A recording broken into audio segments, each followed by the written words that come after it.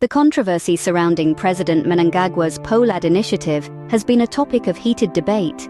The Political Actors Dialogue, or POLAD, has been met with resistance, skepticism, and criticism, all of which have fueled a firestorm of public intrigue. Rewind to the year 2019, when President Mnangagwa launched POLAD on the 17th of May.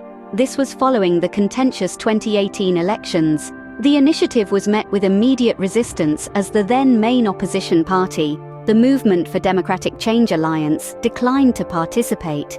Their refusal to join POLAD was a clear snub to the initiative, setting the tone for the turbulent journey that lay ahead. Those who did choose to join POLAD were handsomely rewarded. Top-of-the-range Isuzu D-Max vehicles and hefty allowances were distributed, sparking a wave of criticism. Many questioned the source of funding for these rewards, raising concerns about the use of taxpayer money for the initiative.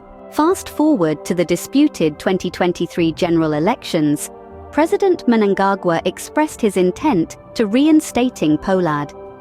Writing in his state-controlled newspaper column, he praised the initiative for its role in fostering dialogue and conceiving policies collectively. Despite this, 9 months into his second and final term, POLAD remains dormant. The president's spokesperson, George Charamba, has assured the public that Mnangagwa remains committed to the dialogue platform. However, the form, shape, and timing of its reinstatement remain at the president's discretion. This has not quelled the internal resistance within the ruling party, Zanu PF. Some senior officials argue that POLAD is unnecessary, as the party commands a significant majority in parliament. They also question the need to spend taxpayers' money on the platform.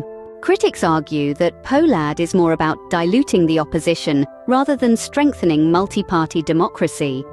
The controversy continues to brew, and the future of POLAD remains uncertain. To recap, the POLAD initiative, launched in 2019, was met with resistance from the main opposition party. Those who joined were rewarded, but the source of these rewards was met with criticism. Despite the president's intent to reinstate POLAD after the disputed 2023 elections, the initiative remains inactive. Resistance continues from within the ruling party, and critics question the initiative's true purpose. The controversy surrounding POLAD continues to be a topic of heated debate, and the future of the initiative remains uncertain.